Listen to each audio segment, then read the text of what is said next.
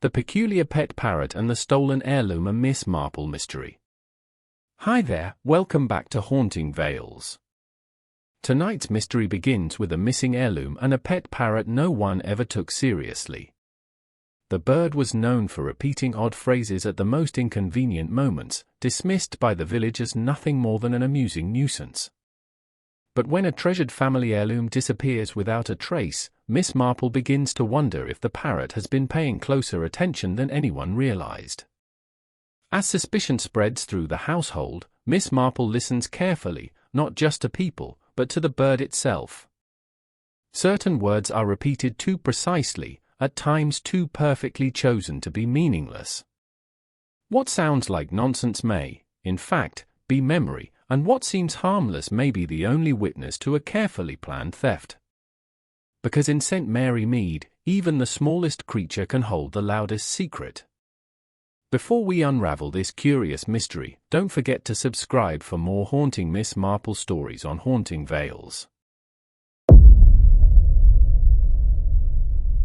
Chapter 1: The Peculiar Pet Parrot and the Stolen Heirloom. The first thing Miss Marple noticed was the silence. It was not the gentle, companionable quiet of a village afternoon, nor the peaceful hush that settled over St. Mary Mead after luncheon. This silence was sharp, expectant, and unnatural, like a held breath. Even the birds seemed reluctant to sing. Only one sound broke it, a rasping, repetitive murmur drifting through the open window. "Pretty, pretty thief." Miss Marple paused just outside the wrought-iron gate of Rosewood Cottage, her gloved hand tightening slightly around the handle of her handbag. She had heard many strange things in her long life, but it was not every day that an accusation floated through the air before one even rang the bell. The voice came again, clearer this time. "Pretty thief. Pretty thief." It belonged, Miss Marple knew at once, to Captain Horace Ellington's parrot. Captain Ellington had been a fixture in St. Mary Mead for nearly 15 years. Retired from the merchant navy, widowed, and comfortably well off, he was known for three things: his immaculate garden, his irritable temper, and his parrot, Jasper. The bird was a large green creature with sharp eyes and a sharper tongue, reputed to repeat anything it heard, especially things best left unsaid. Miss Marple had come at the request of Captain Ellington's niece, Clara Ellington, who had appeared at her door that very morning, pale and flustered. "It's Uncle Horace," Clara had said. "Something dreadful has happened. The heirloom is gone. And he insists the parrot knows who took it." At the time, Miss Marple had merely nodded. People often underestimated animals, she thought. And they underestimated old women too. She stepped inside the gate and made her way up the gravel path.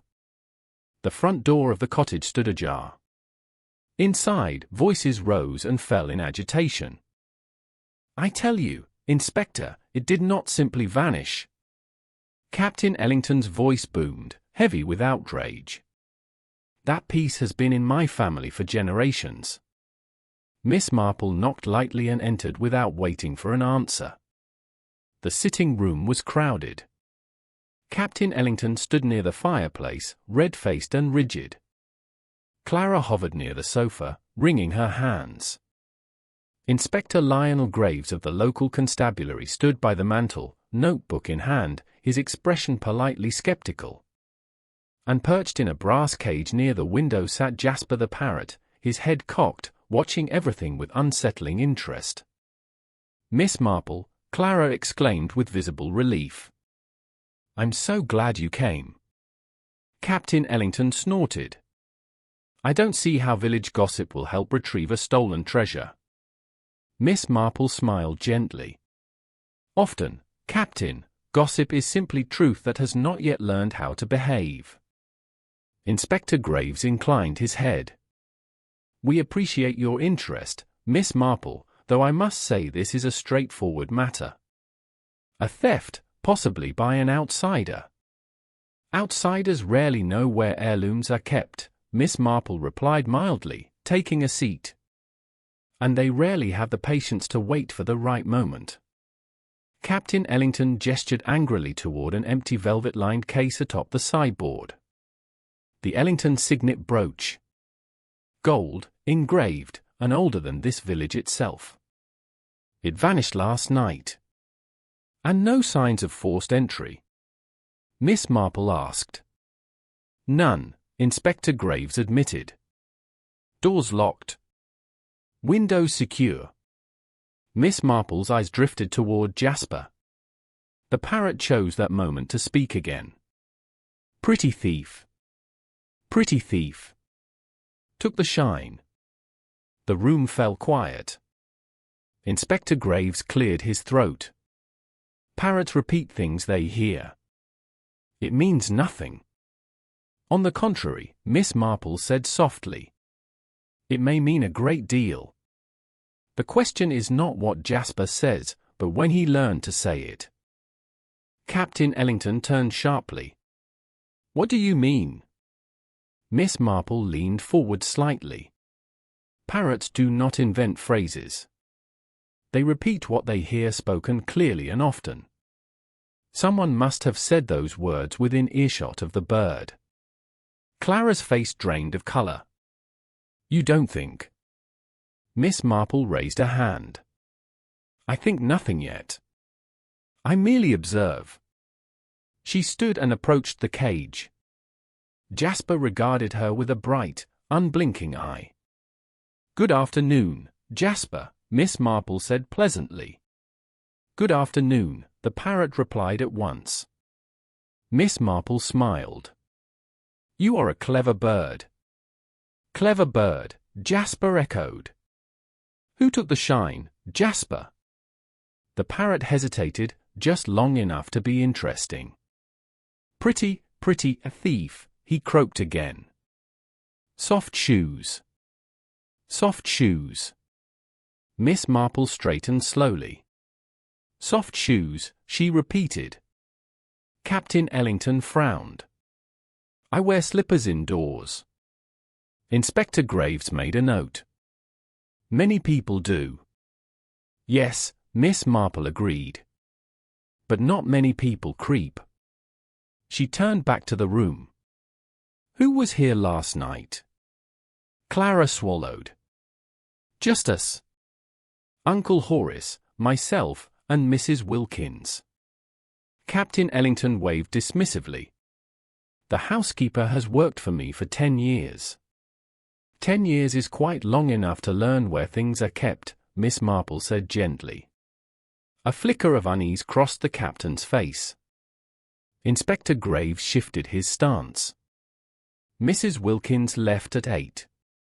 And what time was the brooch last seen? Miss Marple asked.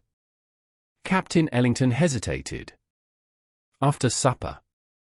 Around 9. Miss Marple nodded. And you retired early? Yes. A headache. She turned back toward Jasper. Did you hear voices last night, Jasper? Whisper, whisper, the parrot said eagerly. Don't tell. Don't tell. Clara gasped. Inspector Graves looked troubled for the first time. Miss Marple folded her hands. People often whisper when they believe no one is listening. Unfortunately for them, animals listen very well. Captain Ellington sank heavily into his chair. You think someone in my own house?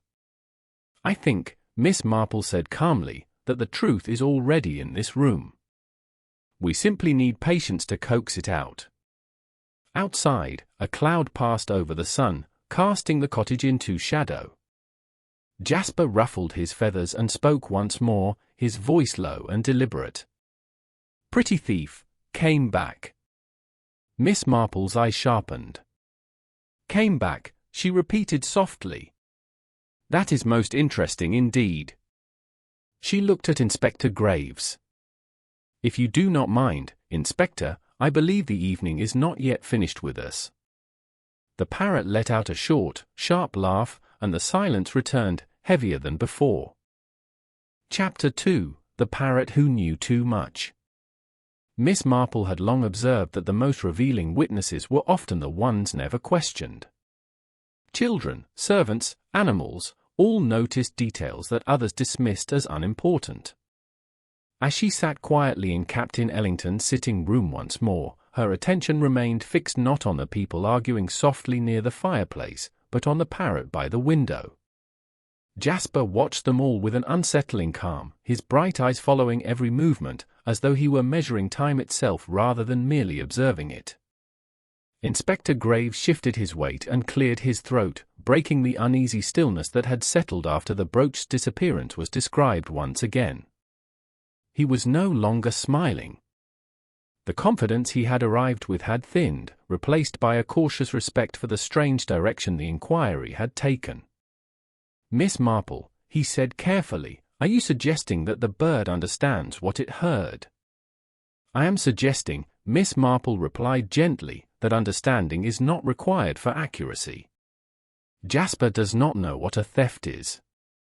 He knows voices, tones, and repeated phrases. People reveal themselves without meaning to, especially when they believe no one is listening." Captain Ellington let out a sharp breath and turned away, staring out the window toward his immaculate garden. "This is becoming absurd," he said. "A lifetime of respectability questioned because of a bird." Miss Marple folded her hands in her lap. "Respectability, Captain, is often most fragile when it is unquestioned." As if in response, Jasper leaned forward on his perch, his claws scraping softly against the metal bar. "Don't look," the parrot said suddenly. "Don't look now." The words fell into the room like a stone into still water. Clara stiffened at once, her face paling as recognition dawned. "Uncle Horace," she said slowly, "you said that last night. You said it when you thought you heard someone downstairs." Captain Ellington turned sharply. "I do not remember saying that." "You do," Clara insisted, her voice trembling. "I came out of my room because I heard something too. You told me not to look and not to worry. You said it was probably nothing." Miss Marple raised her eyes to the captain. "So there was a noise?" "Yes," he admitted reluctantly. "A sound. A creak. This house makes them all the time." "And yet," Miss Marple said softly, "this one stayed with you." Inspector Graves made a brief note, his pen moving more slowly than before. "Why was this not mentioned earlier?" "Because nothing was missing at the time," Captain Ellington replied stiffly. "At least, nothing that I knew of." Miss Marple rose and walked toward the sideboard, where the empty velvet-lined case still rested like a small, silent accusation. She examined it carefully, noting the faint impression left behind by the brooch, shaped by decades of careful placement. "Objects that carry meaning," she said, "are rarely taken on impulse. They are taken with intention, and often with hesitation." She turned back to the group. "May I ask where everyone was when the noise was heard?" Clara answered at once. "I was in the guest room. I had been reading and was preparing for bed." Captain Ellington nodded. "I was in my study, then on my way upstairs." "And Mrs. Wilkins?" Miss Marple asked. Clara hesitated before replying. "She said she had already left for the night." Inspector Graves looked up sharply. "Left the house?" "Yes," Clara said. "But she sometimes comes back if she forgets something." Captain Ellington frowned deeply. "She has her own key. I gave it to her years ago." "Keys," Miss Marple said calmly, "are symbols of trust. They are not proof of innocence." Jasper shifted again, feathers rustling softly. "Soft shoes," he said. "Soft shoes. Quiet step." The room grew very still. Miss Marple closed her eyes briefly, fixing the phrase in her memory. "Soft shoes," she repeated. "A careful sound. A deliberate sound. Clara swallowed. Mrs. Wilkins always wears soft-soled shoes indoors. She says hard soles damage the floors. Captain Ellington's jaw tightened. She has served this household faithfully for 10 years. 10 years, Miss Marple echoed gently. Long enough for familiarity to become opportunity. Inspector Graves straightened. I will need to speak with her again. Yes, Miss Marple agreed. But before you do, there is another matter. She turned back toward the parrot. Jasper, she said kindly, you said someone came back. Who came back? The bird tilted his head, considering. Came back, he repeated. Came back late. Later than expected, Miss Marple murmured. She turned toward Captain Ellington. Was anyone expected last night? The captain hesitated, his pause brief but noticeable. My nephew, he said finally. Edward. He was meant to arrive next week. Clara stared at him. You never mentioned that. I did not think it important, he replied sharply. Miss Marple's gaze sharpened. People often decide what is important based on what they wish to hide. Inspector Graves made another note. Edward Ellington. Age. 32, Captain Ellington said. Restless. Always short of money. Did he arrive last night? Miss Marple asked. I did not see him, the captain replied. But you expected him, she pressed. Yes. Jasper let out a harsh, almost mocking sound. Angry man, he said. Angry man wants shine. Clara gasped softly. Edward has always admired the brooch. Admiration, Miss Marple said, is easily mistaken for restraint. Inspector Graves looked thoughtful now. If he arrived late and left unseen, it would explain the lack of forced entry. And the whispers, Miss Marple added. Jasper tapped his beak against the cage bars. Hide it, he said. Hide it good. Miss Marple turned sharply. Where, Jasper? The parrot fluffed his feathers. Cold place, he croaked. Cold place behind. Miss Marple felt the familiar tightening in her chest, the quiet certainty she had learned to trust. The cellar, she said. Cold, quiet, and rarely visited.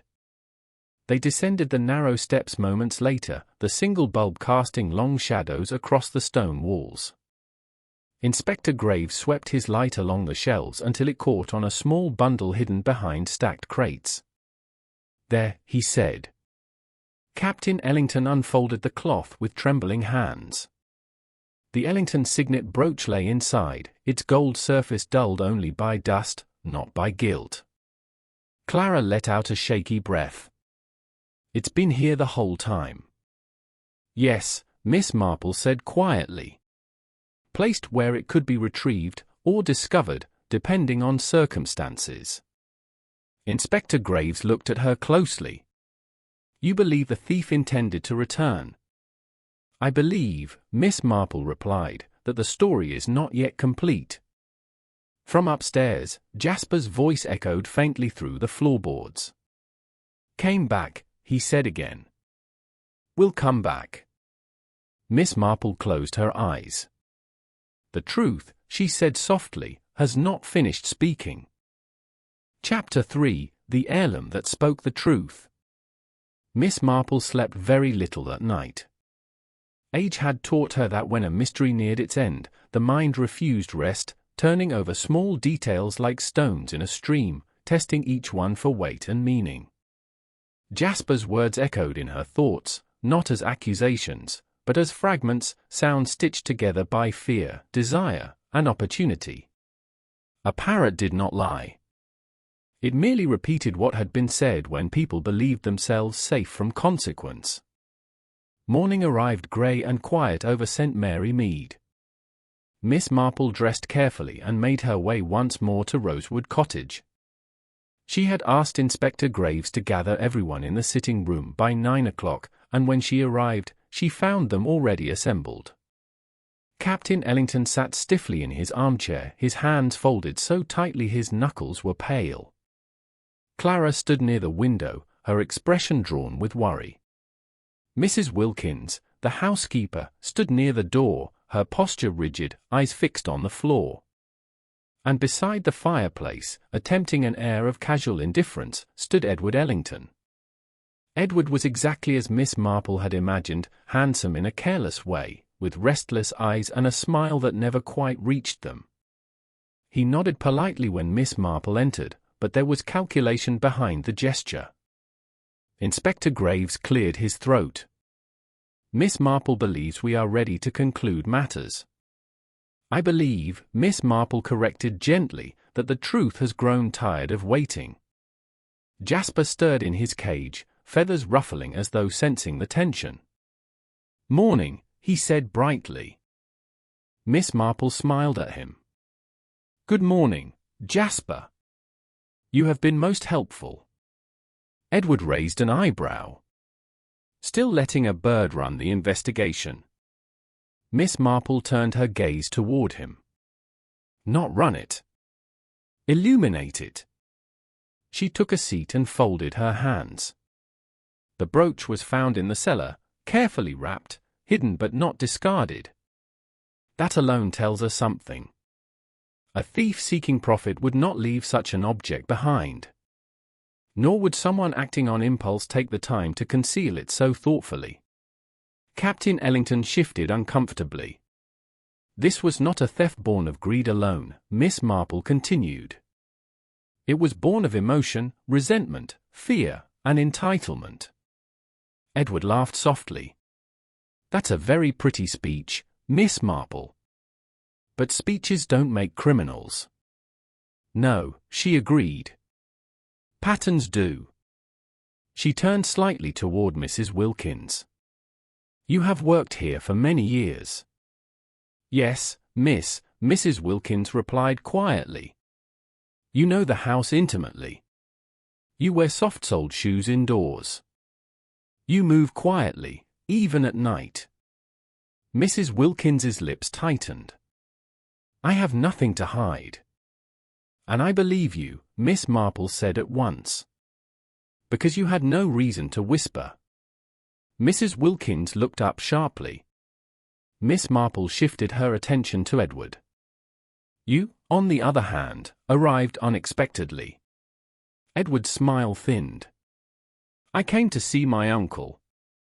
And to ask for money, Miss Marple said gently. Edward's jaw tightened. That's hardly a crime. No, she agreed. But what followed nearly was. Captain Ellington looked away. You arrived late, Miss Marple continued. The house was quiet. You believed everyone asleep. You argued with your uncle in hushed voices, because you did not wish Clara to hear. Jasper bobbed his head. Angry man, he said. Angry man wants shine. Edward's face darkened. Shut that thing up. Words spoken in anger, Miss Marple said calmly, are spoken loudly enough to be remembered, even when whispered. She leaned forward slightly. You demanded the brooch as collateral. A family piece you believed was owed to you. When your uncle refused, you waited. Captain Ellington's shoulders sagged. You crept downstairs later, Miss Marple went on. Soft shoes. Quiet steps. You took the brooch, not to sell immediately, but to force a future concession. You hid it in the cellar, intending to retrieve it once tempers cooled. Edward's smile vanished entirely. You can't prove that. Miss Marple turned toward Jasper. What did the angry man say, Jasper? The parrot did not hesitate. Don't tell, he said. Hide it good. I'll come back. Silence fell like a curtain. Inspector Graves stepped forward slowly. "Edward Ellington, I believe we need to talk." Edward's eyes darted toward the door, then back to the room. The calculation drained from his face, replaced by something far less attractive.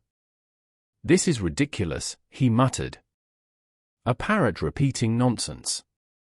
"No," Miss Marple said quietly. "A parrot repeating the truth." Edward exhaled sharply and ran a hand through his hair. "I wasn't going to keep it," he snapped. "I just needed leverage." Captain Ellington rose unsteadily. "You betrayed this family." Edward looked away. "You never trusted me anyway." Inspector Graves placed a firm hand on Edward's arm. "That will be enough." As Edward was led from the room, Jasper watched with bright, unblinking eyes. "Came back," he said softly. "Didn't come back." Miss Marple closed her eyes for a moment, then opened them again. "The brooch will return to its place," she said. "And perhaps now, so will honesty." Captain Ellington sank into his chair, suddenly looking every one of his years. "I should have seen it." "Love often blinds us," Miss Marple replied kindly. "That is not a failing. Only a risk." Later, as Miss Marple prepared to leave, Clara walked her to the gate. "Thank you," she said quietly, "for listening when no one else did." Miss Marple smiled. One must always listen, especially when the voice is unexpected. Behind them, Jasper let out a cheerful call. "Pretty bird," he said. "Pretty truth." Miss Marple paused and glanced back at the cottage, sunlight breaking through the clouds at last. "Yes," she murmured. "The truth is often prettier than people fear." If you enjoyed this Miss Marple mystery, don't forget to like the video, subscribe to the channel, and turn on notifications so you never miss a new story. Share your thoughts in the comments, and tell us, did you suspect the parrot knew the truth all along? Your support helps keep these classic mysteries alive.